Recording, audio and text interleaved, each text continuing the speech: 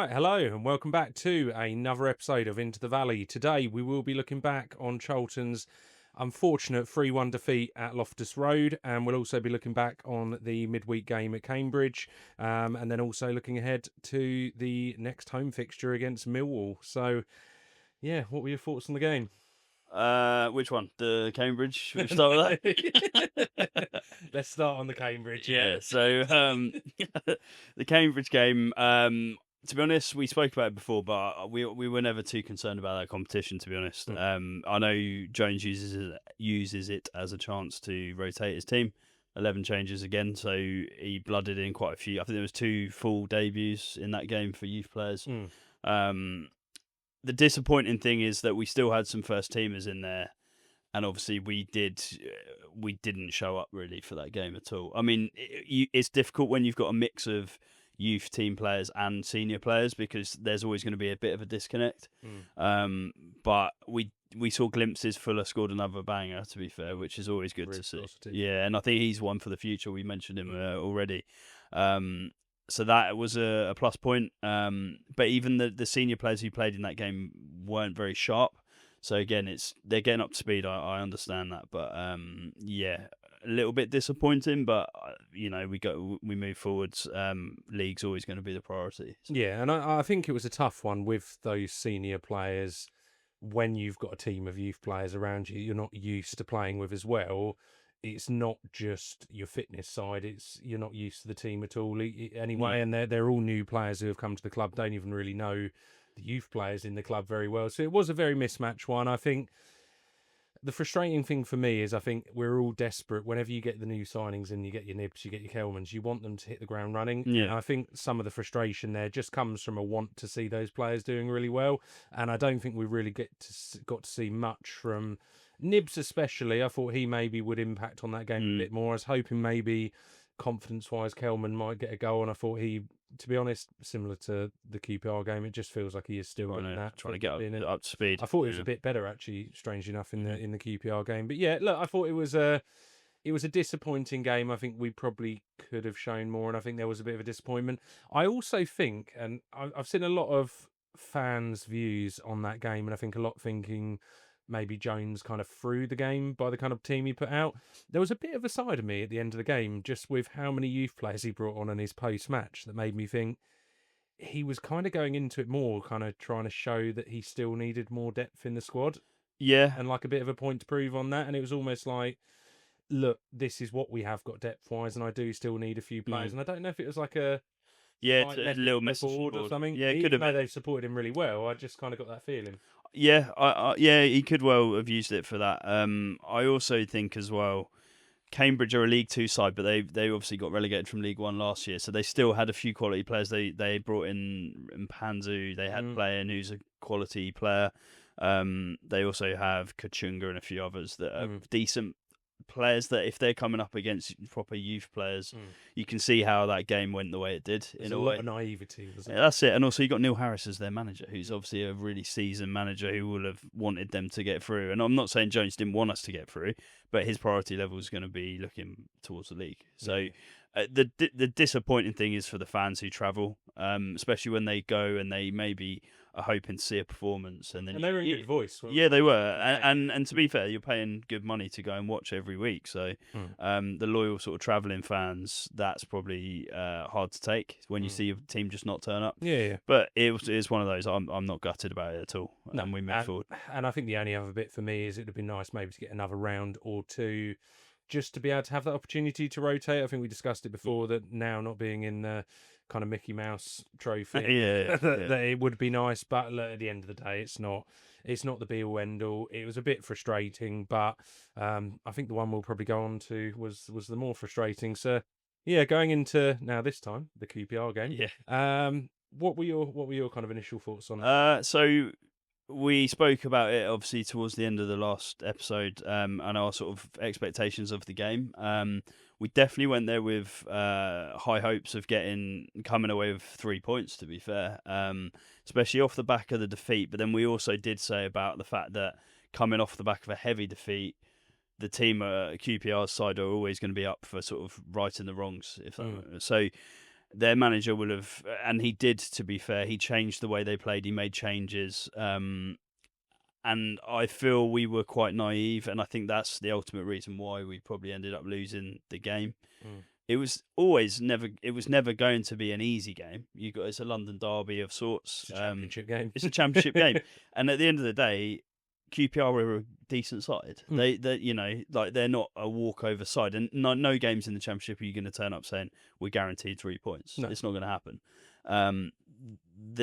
The disappointing thing for me is, again, I'm worrying now about our sort of how clinical we can be, which is going to start to become a problem. We've scored 2 goals in 4 games. Now, bear in mind, we've won 1-0, and then we obviously scored this weekend. But if we stay on that sort of track, we are going to struggle, because obviously we need to score goals to win games.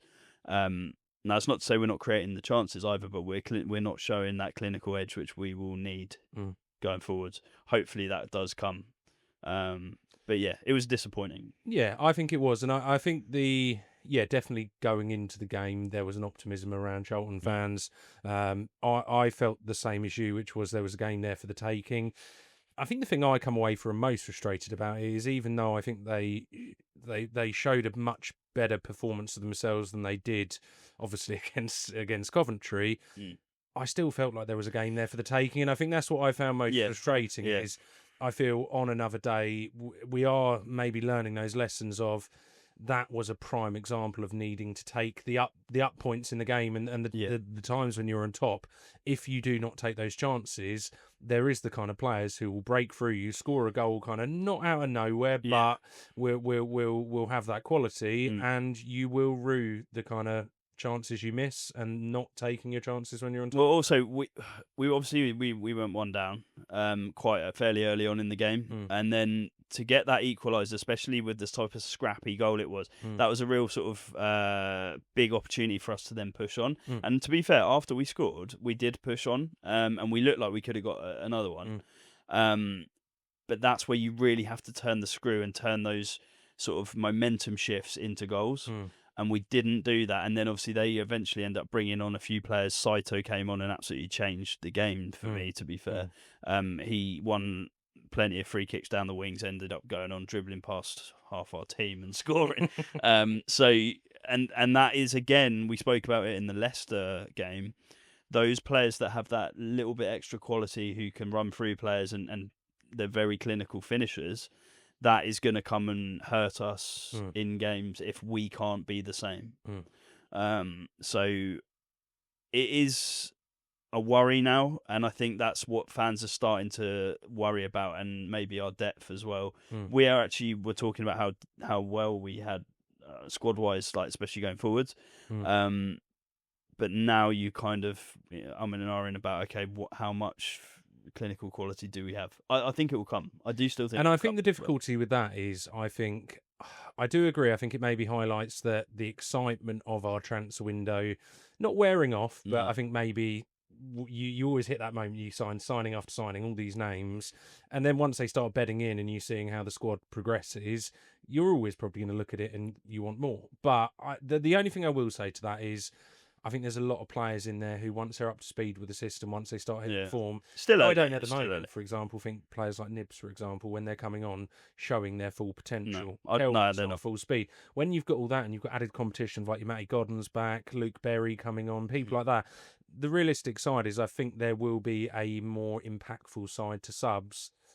But there's only so long we can be saying, kind of coming up to match fitness. We are starting to, not quite yet, but give it another 2 or 3 games, and we are starting getting to the point where that's not a viable excuse. It sounds a bit ridiculous, actually, but maybe because we've got obviously the international break this weekend, so we've got a solid 2 weeks. I know there'll be quite a few going off on international duty, but the players that aren't, that gives them another 2 weeks. It's not necessarily match fitness, but it will be getting themselves up to speed more, which hopefully might help. And then obviously we've got the Millwall game coming up, which is a bit of a freak game. Do you know what I mean? Like a derby game. Derby game. You can't call that ever.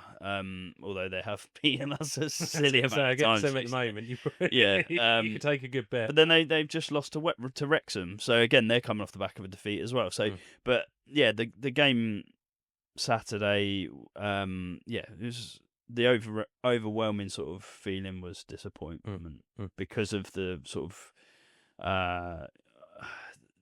the optimism we went into the game. I think the optimism and then maybe the manner of the defeat towards the end and just frustration. But I mean, let's go into the game a little bit closer then. So I think probably going into first half, obviously they started strong. I don't really think it's the slowest start we've had this season. 100%. Yeah, 100%. And I felt, to be fair, we had it against Bristol City to a certain extent, but I felt with this game, we just didn't seem at it at the beginning. Obviously, they got the goal early as well. It's poor defending as well. Yeah, I don't think it was all a little bit, and I think a lot of the game, to be fair, went along that route. I thought we saw quite a few silly mistakes. Sloppy sort of. Yeah, it was a sloppy stuff game that we're not used to seeing especially in defence. And I think it highlighted that when the players aren't 100% on it, we're vulnerable. Yeah. We can be. Yeah. But I still think even on that, I think they didn't have loads and loads of chances. No. They had, I think, Ramsey, who kind of lost the ball in pretty dangerous areas. And I think that's something we did all game, and I think two of the goals actually came from that. Yeah. You had Ramsey's, but as I say, Ramsey dropping off, and then I think it was Coventry who had to take down the player, and they got a free kick in a really dangerous position. It was frustrating, but I still don't think they had loads of clear-cut chances. No. And in that first half, we had that Edwards absolute peach of a cross that went through to Miles Leaburn, and I know he hit the bar, but in my opinion, they're the kind of times, and I think in League One, we had the chances where, another one of those will come in the Championship. I don't think you have that harder luxury. to create the clear-cut opportunities. And I just think it was one, although he caught it pretty sweetly, he has to get that on target. Yeah, I'd agree. I mean, on target is a goal. And then they are the moments that change the games, obviously. But yeah. I think so. And I guess with that, we go on to the second half. I thought we started that a lot stronger. And obviously we got the early goal. So yeah, it was a very weird goal. It almost, you had to sort of double take when it first went in, because it sort of just went over the head of the defender. Keeper just stood there and sort of let the ball go into the net. It was a weird. It was a very strange one. It was obviously TC breaking down the wing, which, to be fair, is what I think a lot of Charlton fans want to see a bit more of. We have got a clip of the goal, courtesy of Roxy Robin on TikTok, which will be coming up on the screen now. But yeah, he just kind of caught it on the volley or half volley. He hit it into the ground. Over the player. It's almost like the keeper thought it was going wide. Yeah. He just kind of followed it. And what I think happened was, I think he thought the defender would get a head on it. Yeah. Missed it, obviously, and then he's just stood still. And I was just kind of watching it, and I just couldn't quite believe it. When it went in, I assumed it was going wide. It hit the back of the net, and it... But that was the moment in the game that really we needed to use that as that catalyst to that switches the momentum, which it did for a little while. And that was then when we were pushing forwards. I think that was when Campbell sort of had another little chance where he sort of dribbled his way in, got a good shot off. Showed some really good strength. Yeah. To me, that was a really quite integral part. And I think a part of the game that I think his honesty got the better of himself there. Because in my opinion, he was so all over him. And it's a bit of a shame in the game, really, because I think it does highlight some issues towards penalty rules, doesn't it? Because if he goes down there, I'm 100% sure that's the penalty. Yeah. But if he doesn't, and the fact he's shown the strength, why is it still not? I guess as a player, though, because obviously with him not going down, he was able to get the shot away. If you back yourself, then you're going to stay on your feet and try and finish it off. Do you know what I mean? So you kind of can't win in a way. But from that angle, I suppose it was it is a difficult one, but and I think it was a tight angle, and I just think if he goes down penalty, you've got the best chance of scoring from a penalty than anything else. It's true, unless it's an open goal. But like you said, actually, that is a sort of a bit of a flaw in the game when you've got to go down, even if you're not, you can stay up. It was so, in my opinion, it was so clear. Yeah. I mean, after that. That was when we had a bit more of a foothold in the game. the only disappointing thing that I sort of felt in the game was we had quite a lot of possession for quite a lot of the game, but we didn't ever feel hugely sort of as if we were creating those clear-cut chances.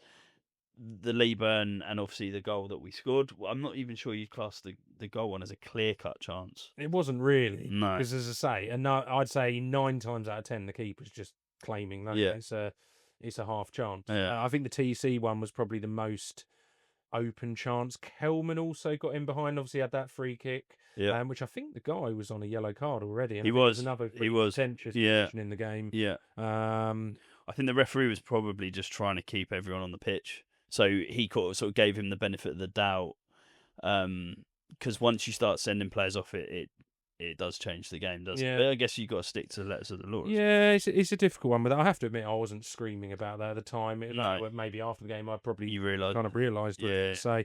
Mm. So yeah, I felt we were probably, after the goal, we had a very good period, and they are the bits where we've got to start taking pressure, and we've had it in quite a few games. We had it in the Leicester game, we had it in spells in the Watford game as well, where I didn't feel like we were particularly taking advantage. We had it in the Bristol City game. We're not massively taking advantage of times that we are on top, and I also think it's not only just that. I think that final product. So Apter, I thought yesterday had a really, really good game. I thought Apter and Carey probably again were two of the best players on the pitch. I thought Apter's deliveries and kind of crosses into the box weren't as strong as maybe they had been in games. You could say that. I think other thing I was going to highlight was I feel the QPR subs definitely made a huge impact on that game. I think they knew that we were getting back into the game, and that if they didn't make changes, then the game could get away from them. And obviously bringing on the players they did, Saito obviously coming on, he did change the game, I think. He was the one. Yeah. I mean, he was the one in that game, and I thought he had that touch of class, and that kind of comes on to where the goal came from. Once again, TC, he's done it a few times this season, in my opinion. I think he's lost. I think we're learning maybe that losing possession in dangerous areas and those counters in the Championship can be pretty lethal. TC obviously lost the ball. Look, it was a brilliant run. I thought pretty poorly defended still. I thought Jones, he got taken quite easily. Well, we had about 4 players still back when he was running at us, but each player went with their man, which is sort of the way you should defend, because you don't want to leave a man free. So it was really on Jones as the one-on-one man to sort of try and show him onto his weaker foot. He looked like he had lead feet. I mean, his turning circle there. He did. And Jones is a brilliant defender physically, and he still was. Again, yesterday I thought he still was dominant in the air, was going through people, and that's what I love about him. He is a little bit vulnerable sometimes if he gets caught one-on-one against like you said, a quicker player who's got quick feet, who can sort of nudge the ball to the left or right and then put a shot in, which happened, and obviously the goal went in. And also, I think Kaminsky half expected one of those 3 players who ended up diving in front of the ball and not getting to it to get a block in. It was also through. I mean, the for Kaminsky, it was through the legs of a couple of players. It wasn't on the keeper at all, to be fair. No, the only one I thought actually with Kaminsky was probably the first goal. Maybe I thought it was right, but it was quite close, quite powerful through his legs. It was kind of and also I don't know if he really Smith sort of snuck in, didn't he? So it was sort of one of those where he probably didn't have much time to react. No. So I don't think there's too much criticism. And then I think going towards the end of the game, obviously they got their final goal. To me, the final goal really meant nothing. It was right in the last minute. Everyone's pushing up. It was a little bit hectic. It was still poor defending though. It was, but yeah. I mean, at the end of the day, we needed a goal or we lost. I don't think I really cared if we lost 2-1, 3-1. No, and it's last minute of the game. Yeah, I mean, that goal went in at the point where I think we had probably a few more kicks of the ball and the final whistle went. Well, I think Jones was right up the other end of the pitch when that went in as well. So, but it wasn't bothering me too much towards it. So I think that's probably a good point now where we can go into kind of player by player performances. So let's start off with the person we were just speaking about, Kaminsky. So with Kaminsky, obviously we conceded 3 goals, so that already sort of tells you that he had quite a busy day. He still made some quite quality saves in that game. But I feel he was probably let down a little bit by his back line. And that obviously made his day really quite difficult. Like you mentioned about the first goal, obviously, like I say, Smith sort of snuck in, hit it quite hard down the middle. went in. The second one through bodies again right into the corner. Yep. And then the third one again, it's a 1-on-1 that if Kone doesn't score it, then he's had a bit of a mess. So, and he made a good save. The free kick, yeah, in the first half was a really good save, and he still was solid. Like he didn't again, he didn't do anything actively wrong, and I don't think with any of the goals. Say the first one, it's so close. There is a part of you that thinks, okay, yeah, it's right at his feet, but then that's just put luck. But if he saves, it hits his ankle or it hits his foot, and he does go up. If he saves it, then you're saying that's a really quality save. So it's not critical of it, but I thought overall tough to be critical of him. Tough to be critical. As you say, I think it was more probably the defence letting him down. So once again, not too much to say, which is nice in a position for a Charlton fan. It's normally we'd be getting this far in and we'd be having a few conversations. So let's move on to then Lloyd Jones. Yeah, so again, obviously we covered some of his sort of day. I did still think physically he was very, very good. In the air, still winning all his headers. He left a few on sort of Kone and their attacking players, which I love to see because it sort of shakes them up a little bit. I feel like the fact he played against Kone a few times before as well. He knew how to kind of deal with him. A few times where Kone went down and he was sort of moaning to the referee about it, but Jones just knew if he was physical against him, it would make Kone's day a lot more difficult, which it did. Yeah, and I think the only criticism I'd have for Jones, one, as say the goal, I thought he was maybe sold a little bit easily.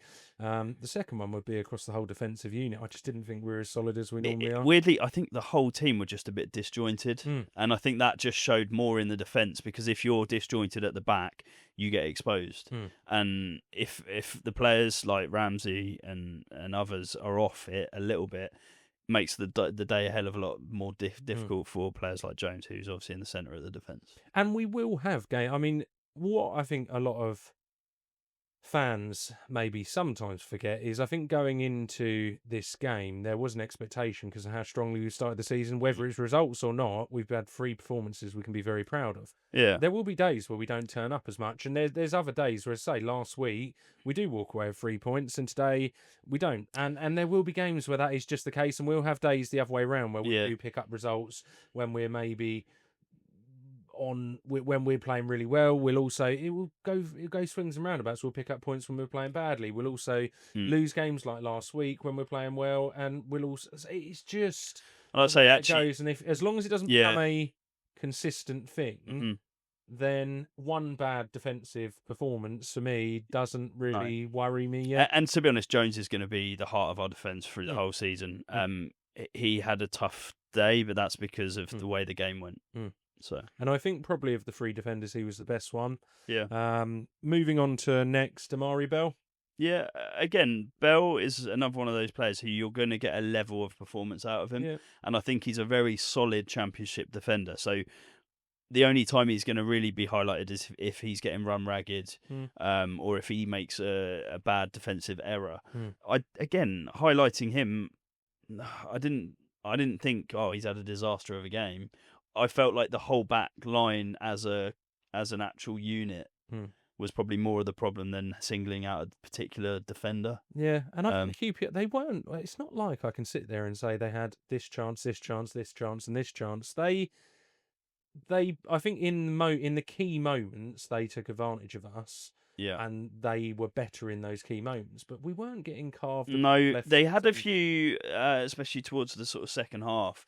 They were starting to get down that their right hand side a bit more, which was obviously Bell's side of the defence, and they were starting to cause problems. Saito got sort of hacked down a few times because he was just running rings. They were dangerous on the counter. Yeah, but it's difficult when you're coming up against really nippy players who can get round you. Like I say, he wasn't terrible. He played fairly well, but it was just a sign of the way the game went that.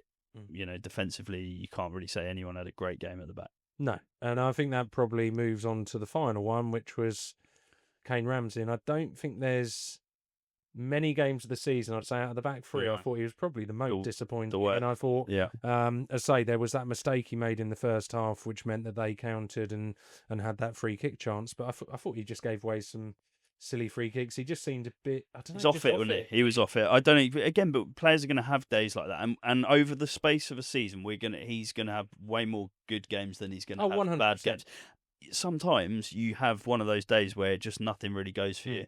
That was definitely one of his worst, the worst of the season, I would say. But he'll probably be back to his, quality self in the next one. And if that's the worst he has, then we can't complain. And it's not that often, I'm not going to be too upset. So I think it is one, as I say, that's quite a quick one to get across the centre backs. So I think they all fit into a pretty similar category. Yeah. And it's a game that probably we want to forget and hopefully leave in the past. We don't see too often this season, but as a really solid team throughout the season, we are going to have off days. So also, I think the timing of that game. We've got the international break. It's quite a nice time to reset a little bit. Coming up with a big derby game, that'll be a huge game, really big game now. Yeah. So moving on to kind of wing backs then. So Josh Edwards, I thought personally had a really good game, and I thought he was pushing down the wing. He obviously had that. The cross for the goal was. It wasn't the goal. No, it wasn't the goal. It was the Leaburn. Yeah. It was a sensational cross. It was absolutely beautiful, and I thought all game even I heard on the commentary they were commenting on the fact that he seemed like if we were going to get some chances, he was kind of one of our danger men alongside Apter, and I think he probably highlighted they were talking about him on the commentary. Yeah, he was always quite an attacking player, and I don't personally see that. I know you mentioned a few episodes back about how he had a bit of a reputation when he played up in Scotland for done a little bit. Yeah. I think I saw that in this game quite nicely, and I thought probably out of that whole unit had probably the best. Yeah, I'd 100% agree with that, and I think he's always going to give you that solid sort of defensive display. He's one of those ones that will just run and really hassle his man.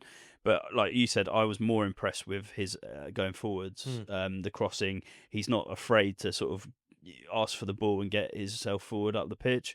So that's encouraging, I think. And like you said as well, I think he was probably our best of that sort of back line. And I don't know if it's this season he's maybe showing that attacking side more, or maybe I just didn't see it as much last year. But he obviously had the was it the penalty claim? I think it was against Watford, wasn't it? The penalty claim where he pushed up. I'm pretty sure it was Watford or the Leicester game. But he ran through and had that the obvious penalty claim. And I don't know if it's maybe something in this system now that we are looking to, with that more attacking threat, that creativity in the midfield, we are going to start playing on a bit more. And I think it's pretty important as a way to maybe improve the amount of goals. I think as well, the nature of the Championship, it is a little bit more end to end. You've got players that will push up the pitch higher now. So but yeah, I was pleased with his performance actually out of all the defence. No, I thought so. And we go on to this each week, whether I don't know whether to call him right wing back or whatever, but go on to Apter. Yeah.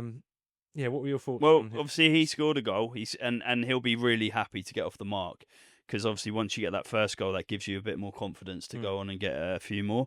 The nature of the goal was a bit strange, like we've spoken about it already, but he won't give a toss, to be fair. How the goal goes, and I don't either, to be fair. Sometimes getting that first goal and getting your first stats on the board are important. And also, it's nice to see him getting into the back post when a cross comes in, and he's making himself open to get some goals, which is nice. I still think he's really threatening down the wings.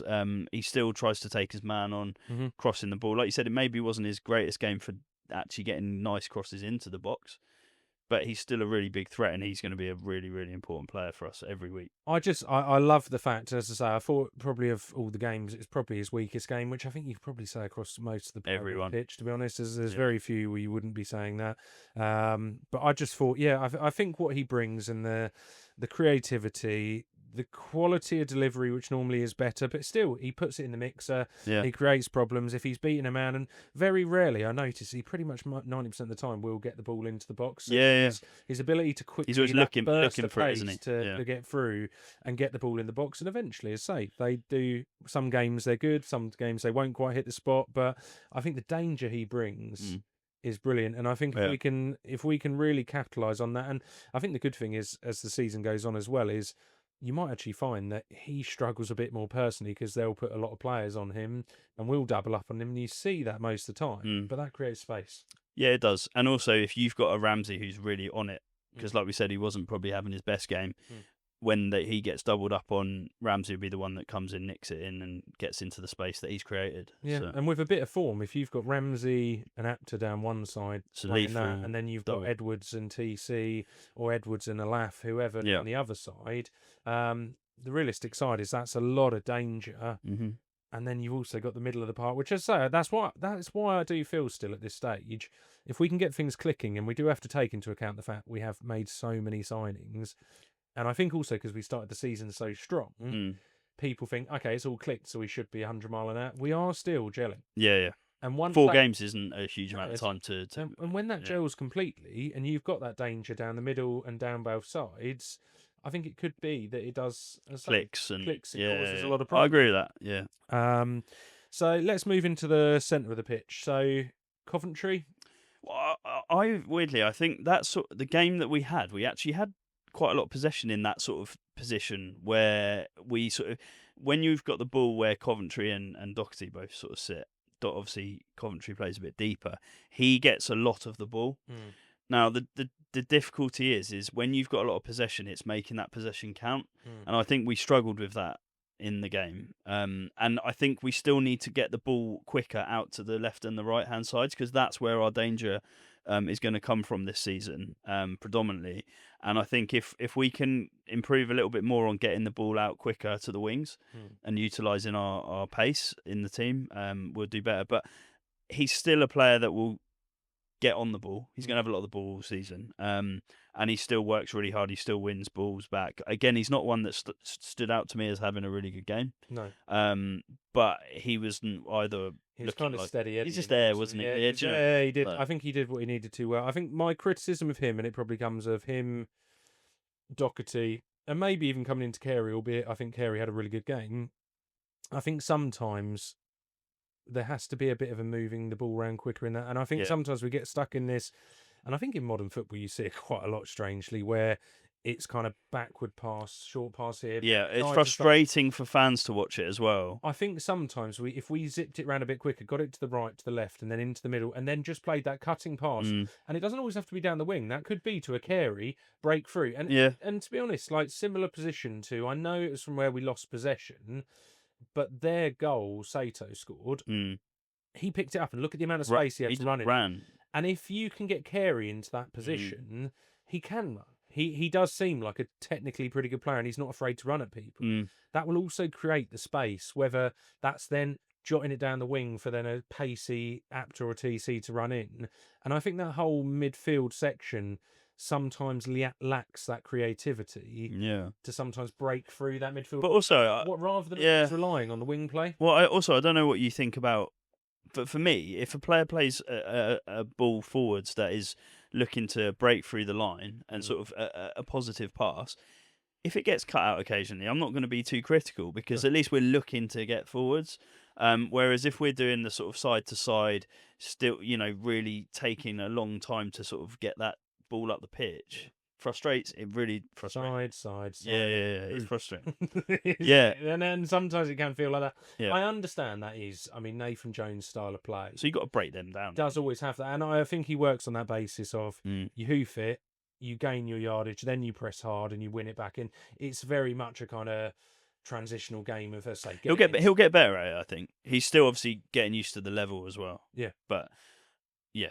Yeah, I didn't think anything critical. And look, moving on to Doc. I think it's the same sort of conversation. Yeah, I think it's a very, very similar conversation. I feel he didn't have a bad game, and he wasn't. No. I feel for the first 2 games at which my critical side came out, last week I thought I had a brilliant game. Yeah. This week, by no means did I feel like he was the worst player on the pitch. Did I see that critical side? The only questions are, and I think this, as I say, comes to the whole midfield unit, is I think we need to be seeing a little bit more creativity. Yeah. I think Coventry gets away with it a bit more because he does play that holding mid-row. Yeah. I think with Doherty, we do need to see that creative side maybe, and that kind of driving side come out a little bit more, but not the game that I'm going to highlight too much criticism, because it was one of those games. We're going to keep saying it, but it was that team performance. And if you've got the whole team not on it, then it's very difficult for one player to stand out. Yeah, no, I agree. So let's move on into kind of more the attacking mid-roll then. Carey. Again, I really like the way he plays. And I do think he, out of all of those starting players, is the one that is always looking for that sort of more attacking area of the pitch. He's always looking to sort of try and get a shot off. And he was in a similar sort of vein of thought in that game. I think when he got the opportunities to try and sort of move forward, he did. And I think he works really hard. I think he does. And he sits that profile of the high press. Yeah. You see him shutting players down a lot. Yeah. And I think he's quickly becoming, I've noticed, and he definitely is to me, a bit of a fan favourite. There's something about him. He seems sound as well. Yeah, I like him. Seems like a really funny guy. Yeah, he does. There's something about him that I can see him really becoming that fan favourite. I think as well he's got a really competitive edge, which I know as a professional footballer you have to have, but certain players have it a bit more than others, and you can see the way he plays is tenacious. He's an attacking player, but he like you said, he shuts players down very quickly, and he's got that sort of bulldog. He reminds me a bit like the sort of, how Rooney used to play, where he just sort of run hard, and he still had like the similar sort of attributes. Yeah, and I think with him as well, I wonder if, as it goes on and he settles into the team more as well, we will see him getting used to teammates a bit more, because I think the only side of him that I'd like to see a little bit more of. He's got into a few positions where shot-wise he's got off and got some good shots. Yeah. I'd quite like to see that maybe, and I think it does come with gelling with other teammates, seeing runs and playing in passes behind, which is where I think players like Kelman will really come into play. You're right, actually. And also it's those little intricate passes that will get us into the really sort of damaging possession. And it's that at the moment, final third. That's where we're struggling now, 100%. But is that gelling? It is. I think there's got to be a balancing act, because I do think there's times where we, in other games, I think we have shown we're on top, but that final, I think it's been final bits of quality, which I don't think you can blame on that, but definitely the kind of synergy between players. I think the frustration for fans is when we get ourselves into good positions and then we waste the possession.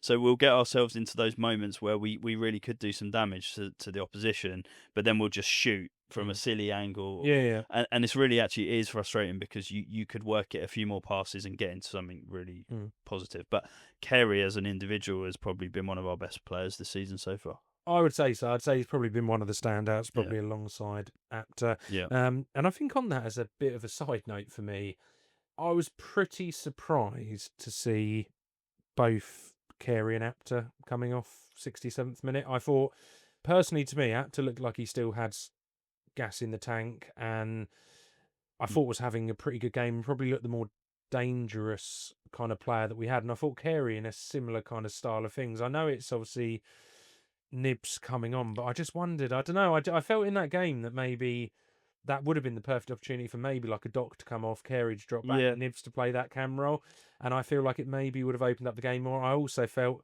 as much as, and we're going to go on to him as the next player anyway, actually, why don't we go on to it? And I think my conversation on that would open that, albeit I don't think as critical as what I've seen online, and I think what I've seen online personally is on the harsh side. I felt like he was probably the player in the 70th minute to come off, not Apter. I think if you look at the overall player ratings in the game, I think he was probably our highest rated player in the game. Him and Lieberman, I think, was up there as well. But what I would say about Campbell is, we've spoken about it quite a few times already in the few games that we've obviously seen so far this season.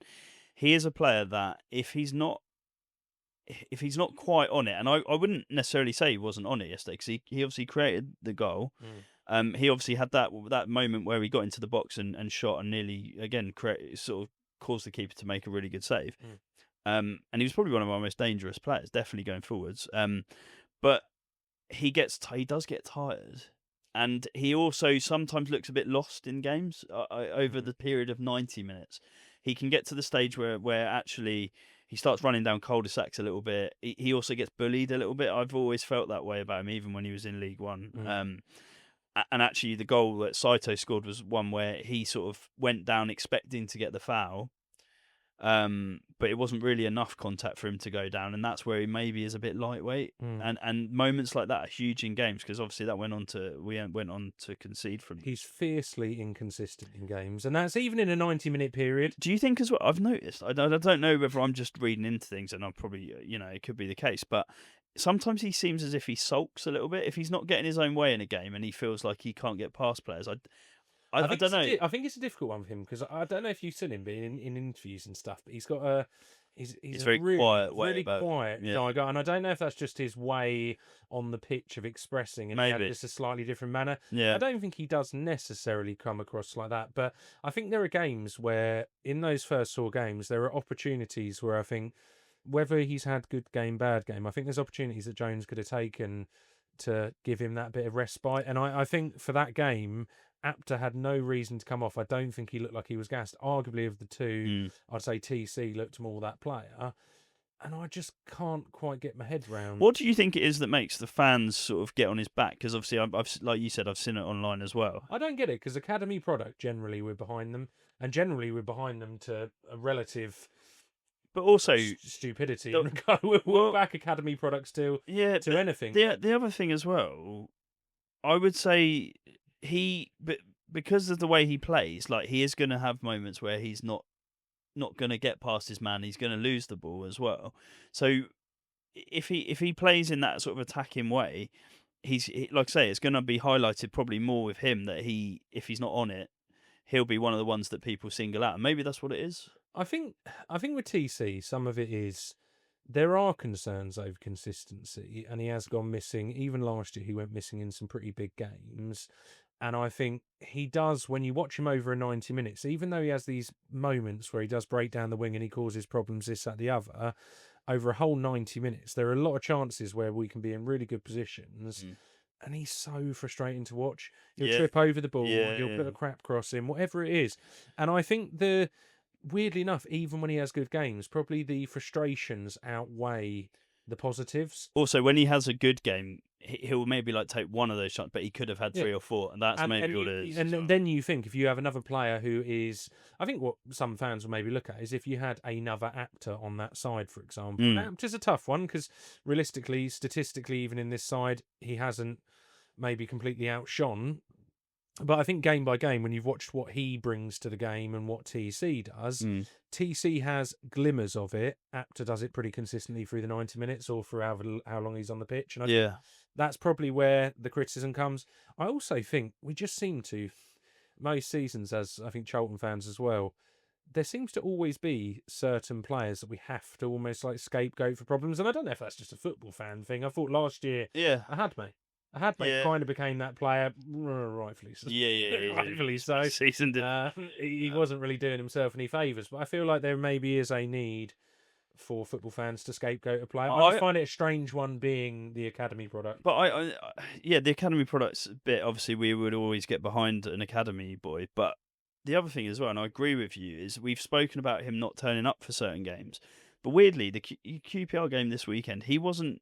If you're going to single someone out for being poor in that game, I don't think he was the one to be. That's why I find it strange. Yeah, so for me, like there are definitely games where it's warranted, where his criticism is warranted, but I also think as well, Jones does open him up for criticism a little bit because he leaves him on for the whole 90 every game. And I'm not sure Jones. I would take the criticism of Campbell. I think if Campbell comes off in the 65th minute in this game, you don't single him out, do you? Yeah. And I think having played decent, not incredible, but created chances, got behind, whatever, I think he would have released a lot of pressure off him. And I think you're right. I think it's a bit on Jones to sort of maybe know when to take him. I would say next game is a perfect one for Tanto to start and maybe give Tyrese a rest and maybe bring him off the bench to cause those problems, because his pace would be frightening. I also really do want to see some game time for Tanto, because he looks bloody dangerous. Yeah, no, he does. He does. And I think maybe these, as you've said, maybe this 2 weeks will give that chance to really hit some fitness in, and we might see some of these players, your Tantos and your Nibs and stuff coming into the starting lineup. But TC I found a tough one, and I'm definitely not on board with the some level of criticism, which is how awful he is. I think there is a player in there potentially, and I really don't think it was, as you said earlier, the game to really... weird one for the game to single him out and hammer him. But I do kind of get somewhat where they're coming from, but I don't agree with the level. And I did see something as well, because obviously we weren't at the game, but I did see something about that. Apparently there were a few fans like giving him quite a lot of hard, a bit of hard time, and I find that a bit strange. That is a strange. I do, especially when we're trying to build this whole like kind of positive kind of movement on of promotion and this look, I know there's always times for criticism, but I don't think he's It's too early in the season as well. Well, like I said, we spoke about it before, but this whole season, the amount of game time he's going to get, that will really tell us where he is and how good he is. No, definitely. So finally, the starting lineup: Leeburn. Probably again his best game in a league game. I'm so impressed with. Yeah, I am too. To be fair, I think his work rate, what he's bringing to games. I think we've said about it before. The way he plays, being that kind of big target man, but he's got feet that have no business being on a man that's 6'6", and some of the stuff he does, like his little chops he does coming in, and he just looks dangerous this year. Also, you'd hate to defend against him, wouldn't you? I would. Like he's like you said, he's got that physicality, but he's also very good on the ball, and he's not slow, and he can shoot, and he's good in the air. So he was used predominantly, I'd say, in that game as like we were pumping the ball up to him at moments. But he was still getting on the end of it, sort of winning the ball. And then obviously he had his chance where he hit the crossbar, which was really frustrating that he didn't get that goal because I think he needs a goal, doesn't he? Yeah, that's the only criticism. And I feel also with him, we really need to take advantage. And that's where this game may be a bit more frustrating. But I think on the crosses coming in from the wings as well, obviously, the Josh Edwards cross in, that is doing it, albeit not on the head. But I think with his stature as well, we've got to take advantage and maybe get some better quality balls into him. Because I'm adamant with the way he's kind of started the season, it could be a really quite surprising season. I think a lot of fans think he's got it in him, but maybe we will see a pretty big season where he does hold out some pretty big names out the starting lineup because of his performances. And I think at the moment he's probably giving Jones quite a headache, even on players like Hellman at the moment. Who isn't up to fitness, but I'd very much struggle at the moment to recommend that he's dropped from the starting lineup. And you wonder, maybe, is there a world where we talk about Tanto as the kind of other striker, but are we going to see a Kelman-Leeburn strike partnership? Yeah, little and large sort of. Yeah, I could kind of see that working because it could be the flick on with kind of your poacher, and Leeburn does play. He does have a bit more to his game than just being. I think with Leeburn as well, because of the nature of the Championship, you've got some big defenders in that league as well, tall, sort of strong defenders. Millwall's a great one, actually. They're going to be really physical, so having Leeburn up top to sort of bully their defence a little bit and give them a bit of a nuisance, he's going to be really, really handy to have throughout the whole year. And he might not start every game, but when he does, he's going to want to prove himself, and he's showing that now, to be fair, isn't he? No, I think he's got a fight, and you do wonder if seeing the signings we've made over the summer and someone like a Kelman, we said about that, didn't we? Made him want to push a bit harder. Yeah, so I think that you can see I thought he did himself no harm and a really, really good performance. Probably one of the best. And I think him and Campbell, in terms of like creating threats, probably up there. I would say for me, man of the match probably would have been Leeburn. He's probably put in the best shift for all of our. So let's move on, and we'll quickly go over the subs. I'm going to do these two really quickly, just because I think there's not really much to say about them. Rankin Costello and Fuller both came on in extra time. Not really much to say. No, it's difficult. The not only enough time special for an mention impact. for me would be Fuller, and that wouldn't be for this game. It'd be the absolute corker. It was a belter. Well, that's probably what. To be fair, that goal and his performances in the two Carabao games are the reason why he's getting a little bit of game time. And I have nothing against him being a bit of a wild card, and I think getting him some Championship experience, just dropping in those little moments. As I say, does him no harm, does it? Does him no harm at all. And Rankin Costello, as I say, just not on the pitch. We said it last week. A lot of the subs where they come on late is not really on the pitch long enough. The two that we probably could speak about a bit more on a little bit longer. Nibs. Yeah, you messaged me during the game, or it might have been just afterwards, and you made a good point. And he's a player that we know could be a game changer.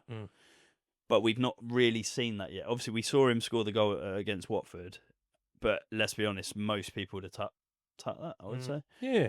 But he hasn't really shown yet that sort of quality edge where he's even keeper making a good save from a long range strike or something like that would be nice to see. I want to see the highlight reels. The highlight reels that I got sold on, and that's the thing. But that's what we're like. You do, hoping with every for, play, you go through like YouTube, you see the highlight reels, and you go, "Oh, what a play!" Yeah. The problem is a lot of the time, and I find this, and it's quite an interesting one.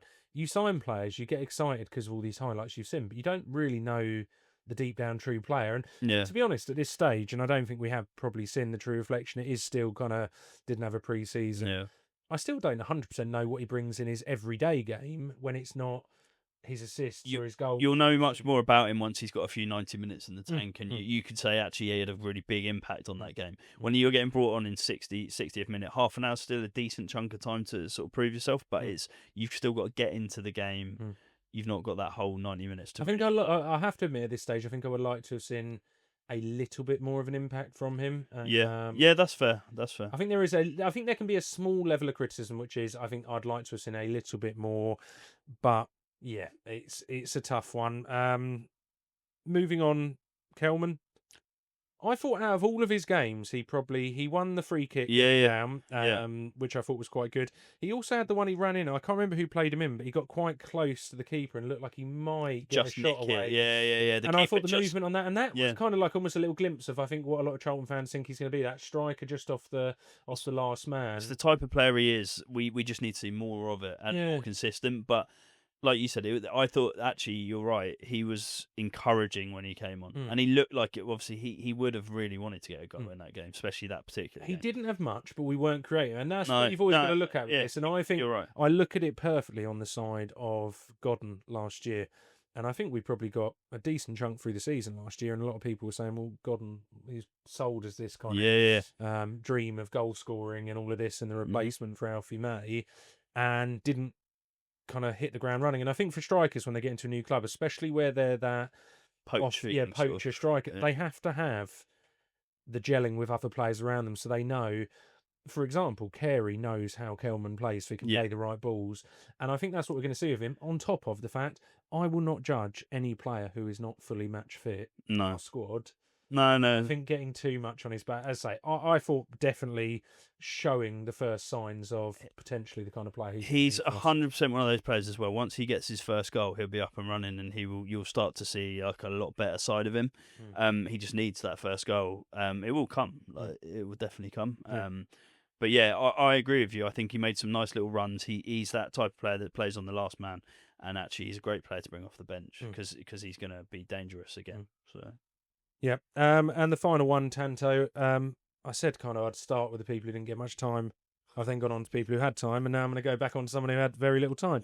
Tanto came on in the 87th minute. Once again, difficult. God.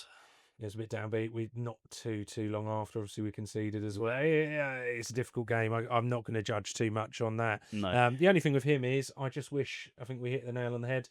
I want to see him get a bit more time, and either starting or bringing on in good time so he can actually make. Yeah, I'd like to. As I say, he is definitely one that I see going into the Millwall game. I think he's one that I probably would be saying I want to see in the starting lineup. Yeah, I think especially against a pretty physical, physical Millwall side, and I think maybe with that the pace that he brings could cause some problems. Do you think alongside we might see that? I think there's a chance. I think we're going to see one or two things. I think we're going to see Campbell dropped, and I think we'll see either Tanto come in or Kelman. Yeah. But knowing Nathan Jones, you never quite know. No, you I don't. just think sometimes when we have seen performances where we've lost a couple of games on the trot, albeit last week, I don't think you could look at it in the same way. He probably will want to make a statement in that starting lineup, and I don't think we're going to see the same starting 11. I'd be surprised if we see in Nibs or someone like that come in yet. But yeah, no, I think Tanto. He's the most likely to sort of. I think he's probably one of really up there with the most likely, and it definitely has an opportunity too. So, all right. So now we're going to move on to the fans' questions. So we've just got the one question this week. So we've had this one sent in.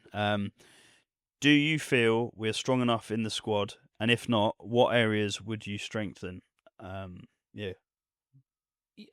I think it's a really difficult one. I think at this stage, and we've touched on this a little bit already, I think there can be a real desire for instant success when you bring a lot of players into the squad. And I think there is a lot more to this squad that will come about as players get fitter, as they get to understand each other better. Equally, at the same time, do I think there's areas we need a bit more depth? And do I think there's areas we need improvement? Yes. But Rome, I think we said this last week, Rome wasn't built in a day. Yeah. And I think there will be at least one new signing, maybe a couple, and it would be needed. But it's not absolutely essential, and I think maybe that judgment on the squad now does need to hold fire. And we have still got January, for example. So if there is really glaring holes, I think we've probably had proof this summer. If any Charlton fan needed proof that this board is going to back Nathan Jones, going to back the club, I think there's no question of that anymore. But yeah, I suppose my probably main areas would be, I think, that right wing back role. I think that's in general. That's where Jones has openly come out and said he wants to strengthen. Which is definitely, because once Ramsey gets injured, well, hopefully he doesn't. I say once he does. I mean, hopefully he doesn't. But that would be quite impactful for us, because we would then be a bit light there. Yeah, because every other position we've kind of got Gillespie for Bell, and we've got Burke probably in for Jones. They're pretty similar. Yeah, I don't think you can get an exact replica for Ramsey. And I suppose it probably comes onto the other right side, which is if Apter was injured as well. I think we probably last season we saw it quite a lot, where I think wingers we relied so heavily on Small and Campbell. Yeah, and I think this year we probably look at that on both sides, and I think probably both sides of that pitch. You look at left wing back with Edwards. There's not really a natural replacement. Well, we've also loaned a few players. So you did have Dixon, who could have played on the right as a winger. And you also had Asimwe, who could have played at one of the wing back positions, but we've loaned those players out. So then that leaves. But then the reason that happens is so that they free up space to bring somebody in. And I wonder if that maybe was the thinking, because I see we have put a lot of players out on loan over the last few weeks, and I wonder if there was probably a conversation of, if you can get these players out, that will free up us to be able to then bring in a player, a couple more. It'd be an interesting one. I'll be watching.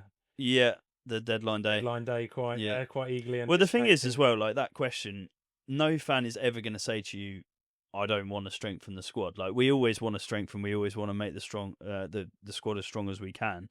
But you have to, like you said, look at what the board have done this summer. And I think they've already shown that they are serious, that the players they've brought in are of a good quality. And I think there are, in my opinion, those positions we've discussed are important, but I'd love to see like a really creative midfielder still. But I don't think we'll get that, because they cost a lot of money, those sort of players, the ones that are the sort of the players that play those through balls that break the lines and stuff like that. Don't really have that. I don't feel like is that a moment then where you look at the Premier League loan market maybe as an option? I mean, Jones has he's always been a bit anti-loan, hasn't he? We never really had, back in seasons past, we've had loads of loan players. And I saw some that worked really well. They had fans forum video a few weeks ago as well, and that they kind of indicated even in the ownership as well. Rodwell said that him and Jones kind of sat down, and that's one thing they're in agreement of. And I do agree with it. And I think as a club, something over the years we've massively relied on way too heavily. Like a lot of clubs do. But I do feel like there's little times where, when you have invested heavily into the squad, I think they've got the option this year, because the only thing I do look at is, if you've done 90% of the job this year, it's a bit of a shame to not just push that extra 10% and get those final ones over the line. That philosophy, I understand it, of, if the player's not contracted to the club, then they don't have to give their all. And that's the thing that Jones, I think, struggles with, is he knows that if a player is contracted to the club, they are that club. Do you know what I mean? So they are completely bought into the philosophy, all that stuff. But there's great examples of it working. I was just about to... Someone we were linked with, Raksaki. Yeah, so we've had Raksaki, we've had Conor Gallagher, who was unbelievable when he got loaned to us. We've even had players like Mavadidi, who was dangerous when he came to us.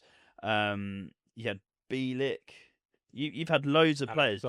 Alex Song, maybe not so much. But we have had, it's always a mixed bag as well. You're always going to get some. But the beauty of a loan is, if they're not great, they're on loan. So you can just leave them out of the squad. Not completely anti it, because January last year we got Gilbert in.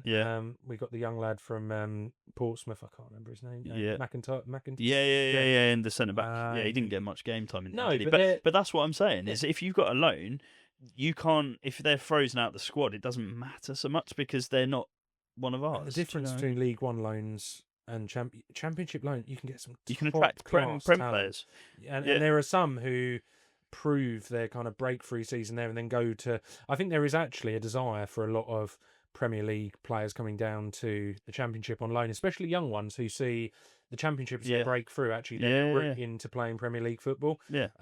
So I think it would be a bit naive to. I think you have to get the right person in and you have to get the right players, but I think it'd be a bit naive to just be shut off to the idea just because of a philosophy. So I guess it's twofold, isn't it? Because it's, do we bring players in, properly signed players, spend a bit more money, which is a possibility, or like you've mentioned, that we dip into the loan market and get someone in of a high quality that, you know, could really improve us. I'm really intrigued to see what happens in the next 24 hours, because it will be interesting to see whether we make any moves. I think there will be some movement, and also it'd be interesting if anything goes the other way. I don't think we'll see any like key players leave. No, I can't see anything. Maybe a loan out or something. Yeah, like a couple, maybe. Yeah. But I think most of even our loan business, we've got out most of the players we. But want I mean, to. here's I guess another way of framing the question is: if we made no more signings, are you happy with the depth of the squad? Are you happy with the players we have in, and do you think we've got enough to be where we need to be this year? Look, I think we've got to remember starting the season. I think everyone wanted survival was probably the main aim of this season. Our current squad, I think we have enough to stay up 100%. Yeah. And for that, if we didn't sign a player now, I'd be happy. Yeah. If by January we weren't quite in the position we wanted to and stuff hadn't clicked the way we thought, am I confident the board would then put the funds in to sort that out? Yes. So I think the answer to that for me would be yes, albeit I don't think that will happen. I think we will at least get one through the door, if not more. It sounds like it's going to be the right back position, isn't it, as well? Yeah. But yeah, I think one right back, one left back, I'd be pretty happy with, and then I think that really solidifies the team. Yeah. Albeit transfer deadline day gives me PTSD after Matty Southall with his snacks out on the table while we're under an embargo. So. Yeah. Hopefully we're well past those days. We're in great days now, aren't we, in comparison? So, yes. So I think that covers off the questions.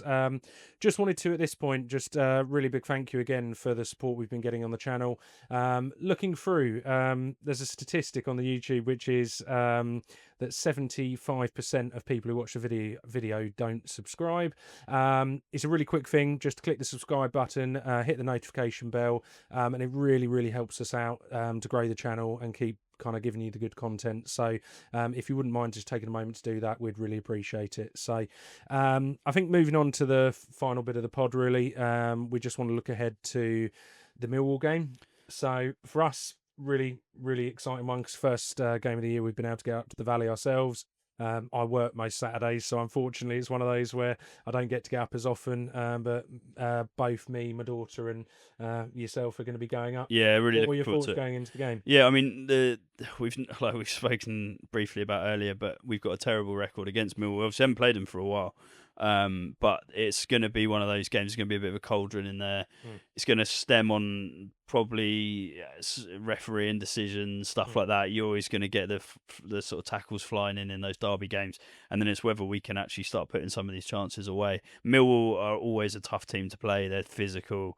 They're one that's been in the league so long now. They're probably the best Millwall we're going to face for a good number of years. I think they're really. I see actually that they got a striker that's getting linked, or someone's put a bid in for one of their best strikers, Ivanovic. Yeah. So he might not be there. They might have really pushed on since January. Yeah, they might have lost a couple of key players. Let's hope so.